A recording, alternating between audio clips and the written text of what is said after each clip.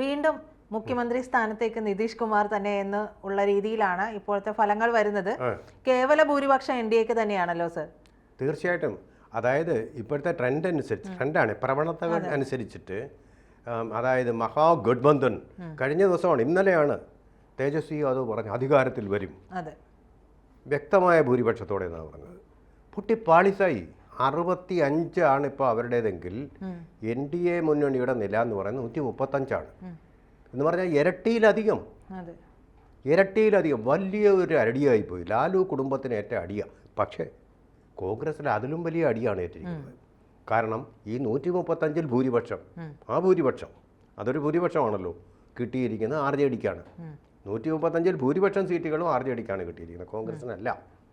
അതുപോലെ പിന്നെ നെക്സലൈറ്റ് എന്ന് നമ്മൾ പറയുന്ന CPI-ML അവിടെ 4 സീറ്റുകളിൽ ലീഡ് ചെയ്യുന്നുണ്ട്, CPI 1 ലീഡ് ചെയ്യുന്നുണ്ട്. ഇതെല്ലാം കൂടെ കൂട്ടിയാണ് നമ്മൾ ഈ കണക്ക് പറയുന്നത് 65 എന്ന് പറയുന്നത്. കോൺഗ്രസിന്റെ നില പരിതാപകരം. അതെ, ഇപ്പോ 5ാം തവണയും മുഖ്യമന്ത്രിയാകുമെന്നാണ് ഇപ്പോ. അതാണ് 20 വർഷമായിട്ട് മുഖ്യമന്ത്രിയായിട്ട് തുടരുക എന്ന് പറഞ്ഞാൽ അപൂർവ സൗഭാഗ്യം. ഇനിയിപ്പോ ഇതിനു വേണ്ടിയിട്ട് നമ്മുടെ മുഖ്യമന്ത്രി പിണറായി വിജയൻ ശ്രമിക്കുക എന്നുള്ളതാണ് എന്റെ പേടി. 5ാം തവണയും മുഖ്യമന്ത്രി, അദ്ദേഹം ഇപ്പോ 3ാം തവണ മുഖ്യമന്ത്രി ആവാനുള്ള തയ്യാറെടുപ്പിലാണ്. അപ്പോ ഞാൻ പറയാണ്, നിതീഷ് കുമാർ 5ാം തവണ എന്ന് പറയുമ്പോൾ മനസ്സിലൊരു ലഡ്ഡു എന്ന് എനിക്കും ആവാലോ. ഒരു നാടൻ ചൊല്ലി പറയാം, പ്രതിപക്ഷം കോന്തന്മാരായാൽ അതും സംഭവിക്കും, അതിനപ്പുറവും സംഭവിക്കും. ഇത് ഭരണത്തിന്റെ സുരാജ് പാർട്ടി ഉണ്ടല്ലോ, ഒരു പ്രശാന്ത് കിഷോർ, എല്ലാരെയും തെരഞ്ഞെടുപ്പിൽ മത്സരിക്കാൻ പഠിപ്പിക്കുന്ന അവരുടെ എല്ലാ അധ്യാപകരെ ഹെഡ്മാസ്റ്റർ നിലം തൊട്ടിട്ടില്ല ഇതുവരെ, ഫുട് പ്രിന്റ് ഉണ്ടാക്കിയിട്ടില്ല. അതേസമയം JMM ഒവൈസിയുടെ പാർട്ടി ഒരെണ്ണത്തിൽ ലീഡ് ചെയ്യുന്നുണ്ട് സീമാഞ്ചൽ മേഖല. അതെ, ഇതിൽ പറയുന്ന NDAയുടെ സ്ത്രീകൾക്ക് വേണ്ടിയിട്ടുള്ള വാഗ്ദാനങ്ങളൊക്കെ ഉണ്ടല്ലോ, ആ പദ്ധതികളുമൊക്കെ ഫലം കണ്ടു എന്നാണ് വിലയിരുത്തുന്നത്. അതേസമയം തന്നെ തേജസ്വി പറഞ്ഞത്, വിജയം സാറ് പറഞ്ഞ പോലെ വിജയമൊക്കെ ഉറപ്പാണ്, 18ാം തീയതി സത്യപ്രതിജ്ഞ എന്ന് വരെ അദ്ദേഹം ഡേറ്റ് വരെ നിശ്ചയിച്ചതാണ്. അപ്പോൾ നമുക്കറിയില്ല, എന്തായാലും കേവല ഭൂരിപക്ഷം NDAക്കാണ്. പക്ഷെ അദ്ദേഹത്തിന്റെ ആ ഒരു അമിത ആത്മവിശ്വാസം എന്ന് പറയുന്നത് പോലെ നമുക്ക് ആത്മവിശ്വാസമാകാം, അമിത ആത്മവിശ്വാസം കുഴിയിൽ ചാടിക്കുന്ന കാര്യമാണ്. അപ്പോൾ എന്തായാലും 18ാം തീയതി മിക്കവാറും സത്യപ്രതിജ്ഞ ഇങ്ങനെ പോവുകയാണെങ്കിൽ നിതീഷ് കുമാറിൻ്റെതാണ് നടക്കാനുള്ള സാധ്യത. അദ്ദേഹം നിശ്ചയിച്ച ഡേറ്റിൽ നിതീഷ് കുമാർ മുഖ്യമന്ത്രിയാവുന്ന ഒരു സാഹചര്യത്തിലേക്ക് പോവുകയും ചെയ്യും. സാർ ഒന്ന് ആലോചിച്ച് നോക്കൂ, ബീഹാറിൽ SIR നടപ്പാക്കുന്ന സമയത്ത് എന്തെല്ലാം കോലാഹലമാണ് ഉണ്ടായത്. നമ്മൾ കഴിഞ്ഞ സംസാരത്തിൽ പറഞ്ഞല്ലോ, NDA തിരിച്ചൊരു കാര്യം, ലഡു എങ്ങാനും ചീഞ്ഞു പോവോ എന്നുള്ളത്. അതായത് മറിച്ച് സംഭവിക്കുക, ഇലക്ഷൻ വോട്ടെടുപ്പിന്റെ ഫലങ്ങളാണല്ലോ, മാറി മറിയാൻ നിമിഷം മതി. അപ്പൊ അങ്ങനെയാണെങ്കിൽ BJPക്ക് അത് വലിയൊരു തിരിച്ചടിയാണ്. അതേസമയം വിജയിക്കുകയാണ് എന്നുണ്ടെങ്കിൽ SIR വളരെ കൃത്യമായിട്ട് നടപ്പാക്കി, SIR കൃത്യമായിരുന്നു എന്ന് കൂടിയായിരിക്കില്ല ഇതിന്റെ ഫലം വരിക. തീർച്ചയായിട്ടും. ഇപ്പൊ നോക്കിക്കോ, പക്ഷേ വേറൊരു കാര്യമുണ്ട് പിന്നെ പ്രജിത, ഇപ്പോൾ ഒരു ഹൈഡ്രജനും പിന്നെ മറ്റുള്ള ഇനിയിപ്പോൾ ന്യൂട്രജൻ ബോംബായിരിക്കും. ന്യൂട്രജൻ ബോംബ് പൊട്ടിക്കാൻ, നൈട്രജൻ ബോംബ്, ന്യൂട്രജൻ ഇല്ലല്ലോ, പ്രോട്ടോൺ ബോംബോ എന്തെങ്കിലും പുതിയൊരു ബോംബ് പൊട്ടിക്കാൻ സാധ്യതയുണ്ട്. ബീഹാറിൽ കംപ്ലീറ്റ് കള്ളക്കളി എന്ന് പറഞ്ഞ് ഏതെങ്കിലും സ്ഥലത്തൊരു സലൂൺ നടത്തുന്ന ആളിൻ്റെ ഒരു ഫോട്ടോയും ഇട്ടിട്ട് ഏതെങ്കിലും ഒരു ഫോട്ടോയും എടുത്തിട്ടിട്ട് ഇവിടെ കണ്ടോ, ഇവിടെ പപ്പുവ ന്യൂഗിനിയ എന്ന് പറയുന്ന ഒരാൾ വോട്ട് ചെയ്തിരിക്കുന്നു. അന്വേഷിക്കുകയിലൊന്നുമില്ല. എലക്ഷൻ ഇതിൻ്റെ ഇത്രയും പേരുടെ പേരുള്ളതല്ലേ, ചില പേര് സ്പെല്ലിംഗ് മിസ്റ്റേക്ക് വരും, അങ്ങനെ ഒരുപാട് തെറ്റ്.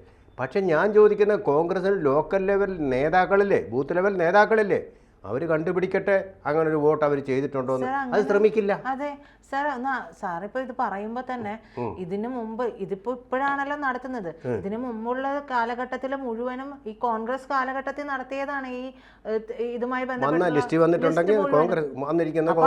ഉത്തരവാദിത്തം. അതെ, അപ്പൊ ആ ഉത്തരവാദിത്തം അതുകൊണ്ടാണ് രാഹുൽ ഗാന്ധിക്ക് ഇത് ശരിക്കും അറിയാവുന്നത്.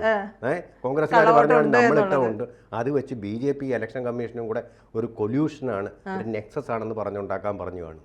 അതുകൊണ്ട് ഈ പയ്യൻ വന്നിരിക്കുക. എന്താ കാര്യമെന്നറിയാം, ഇയാൾക്ക് ഈ തോൽവി, അപമാനകരമായ തോൽവി. പയ്യന്മാർക്ക് വിഷമം. പക്ഷെ കാമുകനാണ് ഇപ്പോഴും, കല്യാണം കഴിച്ചിട്ടില്ല. അതുകൊണ്ടാണ് ഈ യുവ കാമുകൻ എന്ന് പറഞ്ഞ് നടക്കുകയാണ് പുള്ളി. അപ്പോൾ ഈ മനുഷ്യന് ഇങ്ങനെ ഒരു നാണം കെട്ടുപോയി. അപ്പം നെഹ്റു കുടുംബത്തിൽ ഞാൻ പരാജയപ്പെടില്ലെന്നൊരു ബോധമാണ് മനസ്സിൽ കിടക്കുന്നത്. ഇത് കള്ളക്കളി കൊണ്ടാണ്, അല്ലെങ്കിൽ കോൺഗ്രസ് ജയിച്ചു വൻ ഭൂരിപക്ഷം അതുപോലും ഉണ്ടോ നോക്ക്. എത്ര പരിതാപകരമാണ് അവരുടെ സ്ഥലം. ഇന്ന് വന്ന് നമ്മുടെ ട്രെൻഡിൽ വന്നിരിക്കുന്നുണ്ടല്ലോ, ഈ മഹാസഖ്യത്തിന് 72 ഉണ്ടെങ്കിൽ അതിൽ ഭൂരിപക്ഷം സീറ്റും കൊണ്ടുപോയിരിക്കുന്നത് RJD-യാണ്. അതെ. കോൺഗ്രസിന് കാര്യമായിട്ട് 2 അക്കം തെളിയിച്ചിട്ടില്ല ട്രെൻഡ് വെച്ചിട്ട്. ഇല്ല. അതായത് ഈ രാഹുൽ ഗാന്ധി പറഞ്ഞത് ജനങ്ങൾ കാര്യത്തിൽ എടുത്തിട്ടുണ്ട്, അല്ലെങ്കിൽ അത് വസ്തുതയാണ് എന്ന് മനസ്സിലാക്കിയിരുന്നുവെങ്കിൽ ഈ MGBയിൽ മുന്നണിയിൽ ഏറ്റവും കൂടുതൽ വോട്ട് വരേണ്ടത് കോൺഗ്രസിനാണ്. സംശയം എന്താ? ഏറ്റവും ആണല്ലോ അത് വരേണ്ടത്. ദേശീയ കക്ഷി 8-ൽ നിൽക്കാണ്. അതെ, നോക്കൂ, SIR-നെതിരെ അവിടെ പ്രക്ഷോഭം നടത്തിയപ്പോൾ, വോട്ട് ചോരി പ്രക്ഷോഭം നടത്തിയപ്പോൾ അദ്ദേഹം മുസ്ലിം യാദവ് ഏരിയകൾ സെലക്ട് ചെയ്ത് അവിടെ അതുവഴിയാണ് പോയത്. ജഗജീവൻ റാമിൻ്റെ മണ്ഡലമായ സസ്രാം ഏറ്റവും പിന്നാക്കക്കാരാണ്. അവരോട് ഈ പറഞ്ഞു കഴിയുന്നതെല്ലാം അങ്ങ് വിശ്വസിക്കും. കാരണം അവരെ സ്വന്തം ബുദ്ധി കൊണ്ട് ചിന്തിക്കാൻ കഴിവില്ലാത്തവരാണ്.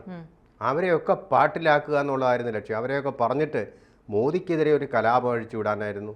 ആ കലാപം അല്ല, നിശബ്ദമായിട്ടുള്ളൊരു വിപ്ലവത്തിലൂടെ രാഹുൽ ഗാന്ധിയോട് അവർ പറഞ്ഞിരിക്കുകയാണ്, രാഹുൽ ഗാന്ധി നിങ്ങൾ തെറ്റാണ്, നിങ്ങൾ വ്യാജനാണ്, വോട്ടല്ല വ്യാജം, നിങ്ങൾ വ്യാജനാണ് എന്ന് ബീഹാറിലെ തെരഞ്ഞെടുപ്പിലൂടെ ജനങ്ങൾ അദ്ദേഹത്തോടെ നിശബ്ദമായിട്ട് പറഞ്ഞിരിക്കുക. അതാണിപ്പോൾ ഈ ഫലത്തിൽ കാണുന്നത്. ഇനി പ്രശാന്ത് കിഷോർ എന്നും പറഞ്ഞ പ്രശാന്ത് കിഷോർ അവിടെ നിൽക്കട്ടെ, അദ്ദേഹത്തിനൊരു സീറ്റ് പോലുമില്ല, പാവം. ഇതെല്ലാം പിടിച്ചു കളയുമെന്നും പറഞ്ഞ് മാതൃഭൂമി പ്രചാരണം നടത്തി കളഞ്ഞിരുന്നു, വലിയ സ്ഥാനം കൊടുത്തിട്ട്. അവിടുന്ന് കുറേ ആൾക്കാർ പോയിരുന്നു മാതൃഭൂമിയിൽ നിന്ന്, മനോജ് മേനോൻ, പ്രകാശ് പുതിയട്ടി, എല്ലാം കോൺഗ്രസിനെ വിജയിപ്പിക്കും. ഇവിടെ ഇരുന്നുകൊണ്ട് വേറൊരുത്തൻ KA ജോണി അവിടെ വിജയിപ്പിക്കാൻ വേണ്ടി കുറേ പേര് ശ്രമിച്ചു, വേർത്തു, വെറുതെ നിഷ്ഫലമായി പോയി. അതെല്ലാം സ്വാഭാവികമായിട്ടും അവരവരുടെ താല്പര്യങ്ങൾക്കനുസരിച്ച് വാർത്തകൾ ചെയ്യുമല്ലോ അവർ, സ്ഥാപനത്തിൻ്റെ താല്പര്യം. കാരണം BJP ഇങ്ങനെ തുടർന്നു കഴിഞ്ഞാൽ ഈ അഴിമതിക്കാരെ എല്ലാം അഴിക്കുള്ളിലാക്കും. ആ ഒരു പേടി കൊണ്ടാണ്. അവരുടെ സാമ്രാജ്യമായ മാതൃഭൂമിക്ക് എന്തോ അഴിമതികളൊക്കെ ഉണ്ട്, പണ്ടൊന്നും ഇല്ലാത്ത പോലെ വഴിവിട്ട് സഞ്ചരിക്കുന്നുണ്ട്. അപഥസഞ്ചാരം അഴിമതിയുടെ പാതയിലൂടെ അവർ നടത്തുന്നുണ്ട്. അതിന് മറ വേണമെങ്കിൽ കോൺഗ്രസ് വരണം, അതിനുവേണ്ടി തന്നെയാണ് എന്തായാലും ഇവർ പറയുന്നത്, ഇതിനകത്ത് പറയുന്നത് തേജസ്വിക്ക് പിന്തുണ എന്ന് ഇവർ പറയുമ്പോൾ ഇതിന് കാരണമായിട്ട് പറയുന്നത് ഭരണവിരുദ്ധ വികാരം, തൊഴിലില്ലായ്മ, യുവാക്കളുടെ പ്രശ്നങ്ങൾ, വോട്ട് കൊള്ളയ്ക്കെതിരായ പോരാട്ടം തുടങ്ങിയ ഫലം കണ്ടു എന്നാണ് ഇന്ത്യ സഖ്യം അവകാശപ്പെടുന്നത്. പക്ഷെ ഇതെല്ലാം തിരിഞ്ഞു വന്നില്ലേ? ഇവർ പറഞ്ഞത് എന്താണോ, അതായത് ഈ പറയുന്ന കാര്യങ്ങളെല്ലാം, അതായത് ഇത് കോൺഗ്രസ് ഭരണകാലത്ത് ഇതെല്ലാം നടന്നിട്ടുണ്ട് എന്നുള്ളതായി ഇപ്പൊ ഈ വരുന്ന ഫലങ്ങളിൽ നിന്നുള്ള നമ്മൾ മനസ്സിലാക്കി എടുക്കേണ്ട കാര്യങ്ങൾ.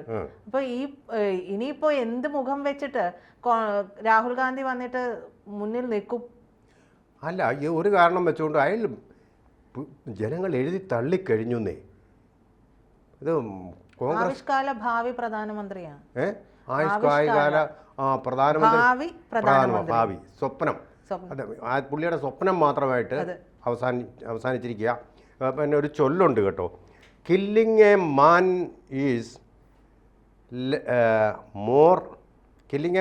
Less important than killing A dream എന്നൊരു ചൊല്ലുണ്ട്.